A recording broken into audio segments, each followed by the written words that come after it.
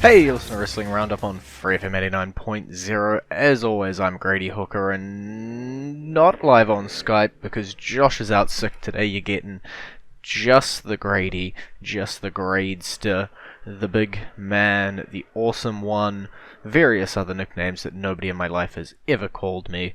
And we're going to wrap up Raw and Smackdown for this week. We're going to start off, obviously, with the big news in the women's divisions. At the moment, Paige returns, bringing with her Mandy Rose and Sonya Deville.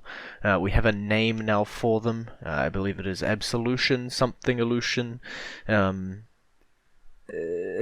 that the team on Smackdown don't share the name, so I'm going to assume that it may have just been coincidence that their debuts lined up so well.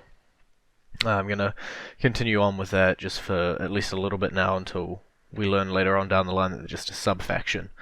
At least for now, we're going to see how this goes with the three of them. I think, obviously, two of them are very, very new, and it's going to take time for them to click and for them to figure it out. But they're learning rapidly, and being with someone like Paige, not necessarily gives you the mentorship or all this extra stuff, but it allows them to rely on her a little bit more because they are a trio.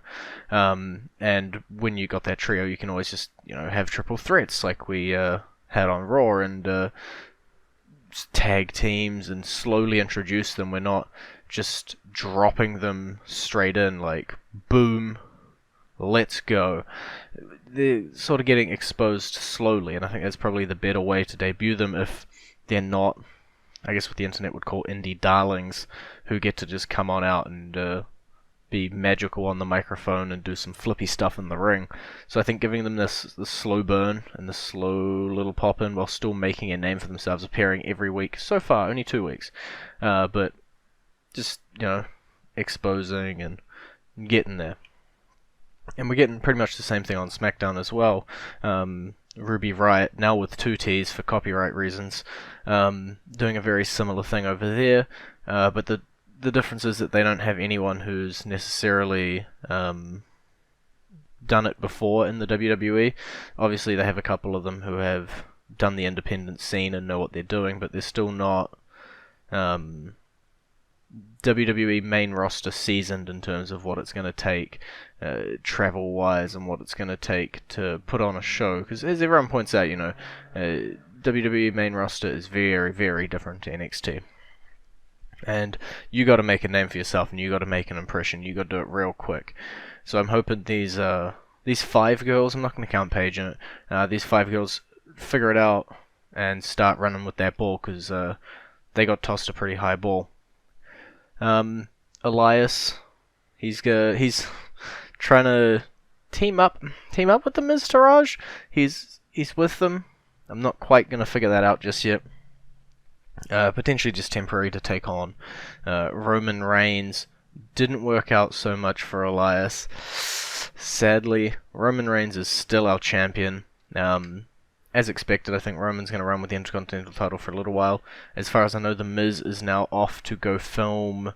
is it a New Marine? I think it is a New Marine. But there's always the time where your big stars go off to go film new movies, because it's the same reason why Becky Lynch was written off of Smackdown, just so they can go... and make the new one. Yes, it is the Marine 6 Close Quarters featuring The Miz, Shawn Michaels, and Becky Lynch. The Miz has been in 4 of these movies now, so it's not too much of a shock. He sort of followed on the Marine lineage. The Cruiserweight division also starting to heat up a little bit more.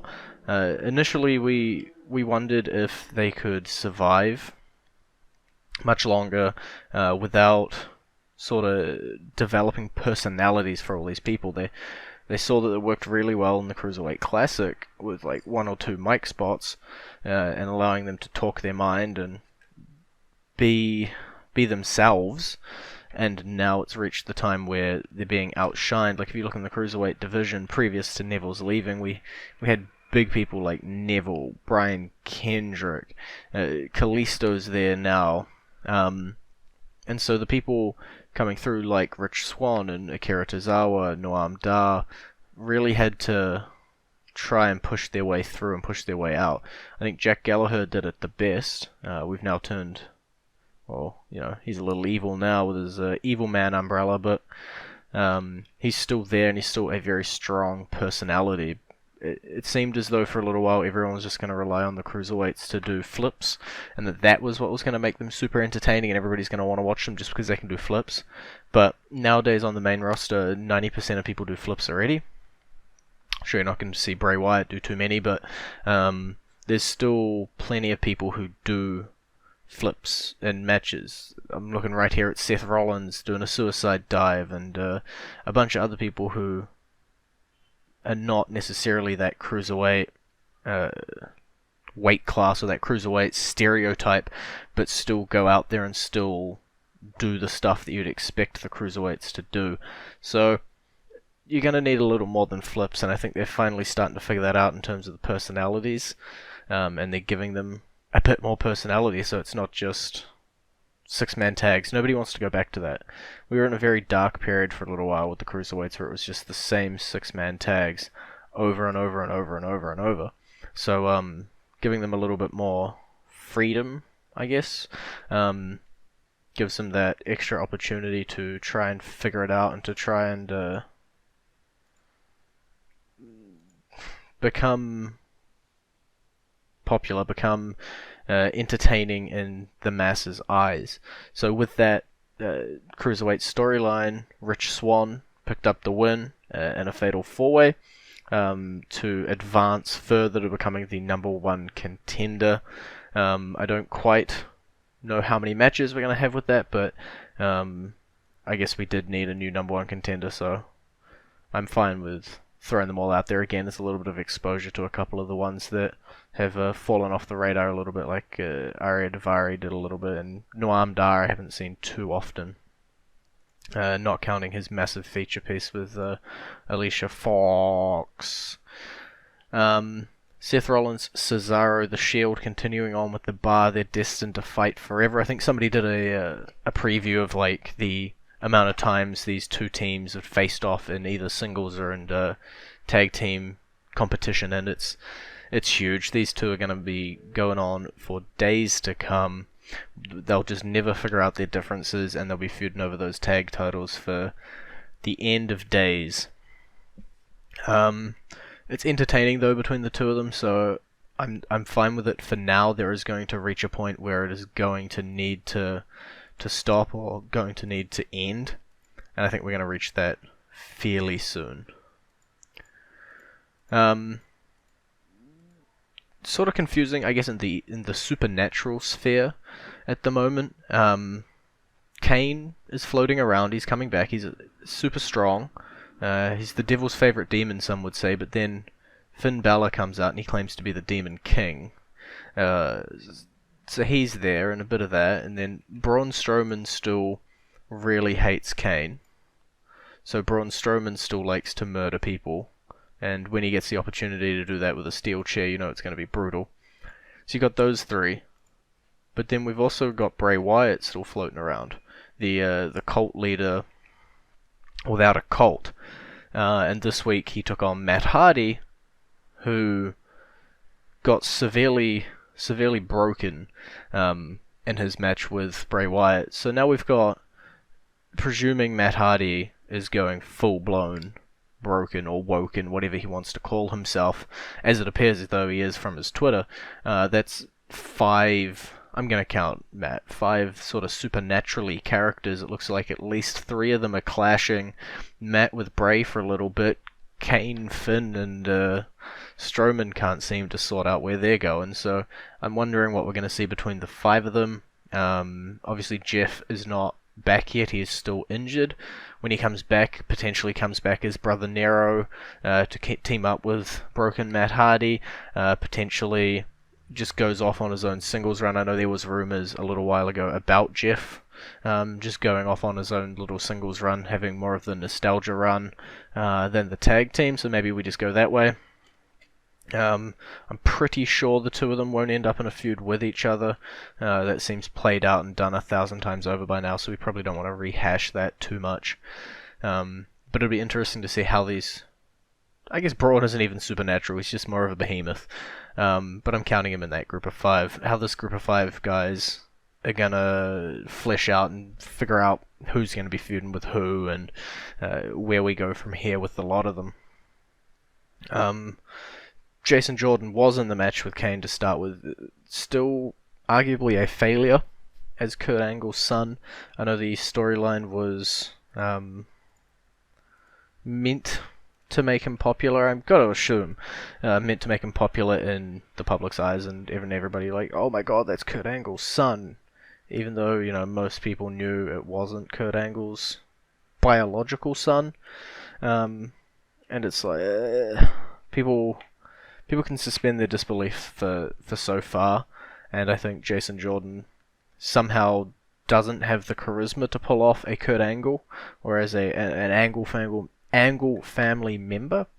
Kurt himself oozes the big C, all of the charisma in the world, so it sort of was a bit of a mismatch. I've still got my fingers crossed that something comes out of this for Jason Jordan. I have to assume he's going to be turning on his father soon, and potentially teaming up with Triple H if the Triple H Kurt Angle angle is going to be happening and going to be true. So there's options there for Jason, and I think that may make him a better bad guy than the good guy they tried to make him. So I think Triple H... Probably Jason Jordan versus Kurt is going to happen first, maybe with Triple H in Jason's corner, or maybe being the catalyst of why he turns on his father, just to give him a bit of something, a bit of reason for him to be doing that, because at the moment he's got a little bit of frustration in him, but he needs that little bit of a kick up the butt to be like, yeah, it's your time, go for it. If we jump back into the women's division here on Raw, Asuka tries to have a match. I think she ends up beating Dana Brooke in what I would call no time. Obviously before Paige's group tries to confront her. Two interesting parts here is that Dana Brooke, quick loss, but then in Raw Fallout exclusively on the WWE YouTube channel, looks like she might be a new member of Titus Worldwide. So we would then have a member in all of the divisions. We'd have Apollo Crews on Raw, we'd have Akira Tozawa on the Cruiserweights, and then we'd have Dana Brooke in the women's division.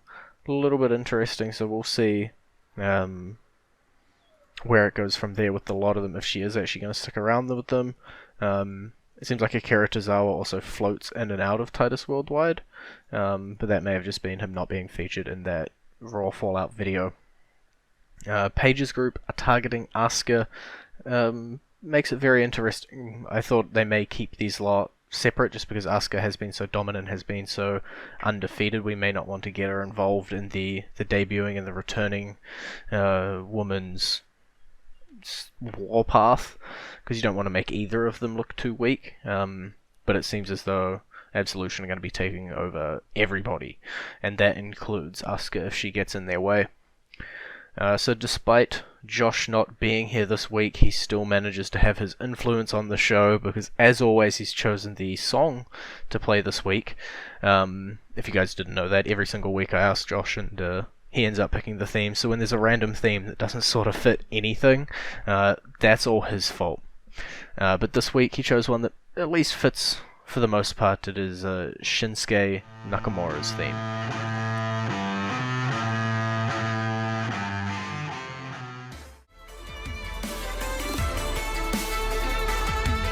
And you're back with Wrestling Roundup on FreeFM 89.0. Grady and not Josh, he's off sick, he'll be back next week. We're on to Smackdown now. Where do we start? We're going to go with the Riot Squad, 2Ts, copyright issues. As I said earlier, they're going to be a little worse off coming in than the other group, just because you're going to be comparing the two groups of three, right? One of them has Paige and one of them has three, to the main people, or to the main roster audience, new people. And much like the group on Raw. They got placed in a 6-woman tag team match. Difference being this time on SmackDown, Natalya decided to walk out on her partners, leading it to be a 3v2. Pretty much utter decimation here for the Riot squad. Looks like we're going to be targeting everybody, much like the Raw people are. Nobody is out of our way. But Naomi, bit of an injury angle here. I'm sure if I go to WWE.com, we'll get the full list of her injuries. It was pretty long. I'm just seeing severe injuries here. Separated shoulder, cervical sprain, and facial contusions. So she's going to be off for a little while. Becky's out, obviously, filming a movie. It leaves us open with very few possibilities. We've pretty much, if Natalya is going to stay out of it, got Charlotte. So we're going to see how long Charlotte can fend off these 3 women. I don't know. Maybe Ruby Riott is going to pick up the SmackDown Women's Championship a lot quicker than I think anybody had anticipated. Could happen. Maybe. Talking about teams, the Bludgeon Brothers still dominating, still looking like they dressed in Kane's old wardrobe. I still love them though, as much as Josh hates them. This is like the one time I get to say I like them. I think the two work together as a team really well. I know both Eric Rowan and Luke Harper could do amazing as a tag team, and singles competitors, but I think right now they're probably the best thing the SmackDown tag team division has going for them, and hopefully they pick up the championships soon, especially now with the Hype Bros out of commission, with Mojo Rawley attacking Zack Ryder after their match. It was always up in the air. I think we'd predicted one of them to turn on the other for God knows how long at this point. Many weeks. Many months. And it's taken this long. Mojo ends up the one being the bad guy here in the separation. Kind of makes sense. Most people, other than Josh, love Zack Ryder, so they're going to be cheering him no matter what. Mojo hasn't done all too much, but we'll see. Potential this just gets absolutely dropped, like a couple of the other times we've tried to do something here. The New Day, they got a book. Go out, buy it. Have fun. Also, they had a match on SmackDown against Shelton Benjamin and Chad Gable. Did pick up the win, so we may be hitting New Day Bludgeon Brothers to see the number 1 contenders. I think that's pretty much most of SmackDown's tag team division at the moment, so assuming these two are still stuck, we'll get to there. So yeah, I think New Day Bludgeon Brothers is the upcoming match that may determine the number 1 contender to who goes up against the Usos. I'm personally hoping it'll be Bludgeon Brothers with a title win in their future. I think give them the belt and see what they can do with it. So the other half of SmackDown's tag team division, they're stuck in some old school gymnasium showers. Brizango and the Ascension. This week we did a parody of Saw. Brizango able to save themselves and their hats by getting out. The Ascension sadly succumbed to poison gas. We wish them well on their future endeavors in the afterlife.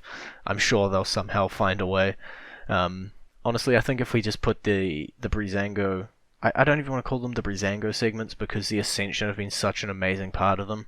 The Brizango and Ascension segments, or one after another, after another, after another. I think it's going to tell such a great story here of, the Ascension were going to be the bad guys, and then they were not the bad guys, and they just wanted to be their friends, and now they've given their lives to save Brizango. I want to see what's next. And I think now that we're stepping more away from just doing like cop show parodies or the next episode of the same thing, I think we've branched out so much now that we can do a lot more things and be a lot more entertaining. Baron Corbin Bobby Roode, that's the next collision that's going to happen. We'll see if Bobby takes the US title. Kind of conflicted here. I love Baron Corbin and I don't want him to drop the title just yet, but Bobby has just debuted and maybe he loses the title to Bobby really early. But for now, they're not even going to have a match because Baron Corbin just said no. Really, champions need to figure out how to say that more often, and there'd be a hell of a lot less title matches if the champion just said no when somebody challenged them. AJ Styles, he had a handicap match with the Singh brothers. I don't think I need to mention how that ends. It's AJ Styles. Looks like a bit of a clash with Jinder. I believe the match is official for Clash of Champions. Then we may move on. Jinder's going to be having a match with Triple H on the Indian tour, which I think is actually before Clash. I don't remember the dates exactly, but it'd be interesting to see where AJ goes after Jinder. And then in the main event match, no DQ match between Randy Orton and Kevin Owens. Sami Zayn was barred from ringside, so instead he attacked on the ramp, because that's technically not ringside. It worked out for them. Kevin Owens ended up picking up the win, and that was pretty much it for them. We're going to see what happens with the two of them. It seems as though there is still a little bit of tension between Shane McMahon and Daniel Bryan. So we could still see some potential bad Bryan pop out. Everybody loves and wants to hear that there's the potential we're going to be heading into Daniel Bryan stepping back in the ring. We already know Sami Zayn and Kevin Owens absolutely hate Shane McMahon, so it's possible Daniel Bryan sides with them. If he does, Daniel Bryan, Kevin Owens, and Sami Zayn is an amazing group. Can't fault it at all. One of the better groups we've seen in forever. Of course, that is dependent on Daniel Bryan being given the okay for his head problems and being able to jump back into the ring, but I have faith that sooner or later that will happen, whether that comes down to contract disputes and him wanting to leave if he doesn't get to wrestle, and them just sort of hand-waving and testing him again and he's perfectly fine. We'll have to wait and see. Potentially he sides with them purely as an authority figure, and there is a battle to see who gets to take over Smackdown. At this point I'm just conditioned to believe that the McMahons will always run these brands as general managers, whether that be Shane McMahon on SmackDown, Stephanie McMahon on Raw, or Vince. Whenever anything bad happens, he'll just take a step in and be like, hey, I run this place. So we'll see. I think interesting things to come from Daniel. He's definitely getting more involved in storylines than he has pretty much since Talking Smack. He's been silenced a little bit since that show died off, so we'll have to wait and see what's going to be happening for Daniel Bryan. Also, there was an NXT show. The tapings have happened. There is spoilers from the tapings. I will not mention them here today on the show until they air on the WWE Network, just to be fair to everybody. But WWE.com has reported on them, so if you would like your spoilers, or if you would like to know what happened on those tapings, head over to WWE.com and they will lay them out for you there and you can read about them. But my opinion on them is a big hefty thumbs up, and as expected, and that is all I will say on the matter. NXT's episode this week featured like two great matches. Kairi Sane, Peyton Royce was always going to be a great match, but we also had the UK boys stepping back into NXT, and it's great to see them coming in more. We had Trent Seven and Tyler Bate taking on Pete Dunne and Mark Andrews. Fingers crossed really on that UK show, because every time the UK guys are on NXT, they're showing off exactly why everybody loves to watch them, because they are some of the better wrestling people get to see. Amazing competitors, amazing style, because the British style is that subtly different that it is noticeable, very much like the New Zealand style, some people would argue. And yeah, they're putting on great matches and great shows between a lot of them. But that's all we got time for this week. I'll be Josh. This is what he normally says, right? Bye-bye. Bye, Josh. It's been great talking to everybody here today. If you want to hear more about Wrestling Roundup or follow us, you can go to our Facebook page, facebook.com/WrestlingRradio, or our Twitter page, twitter.com/WrestlingRradio. I'll see you guys next week with 300% more Josh.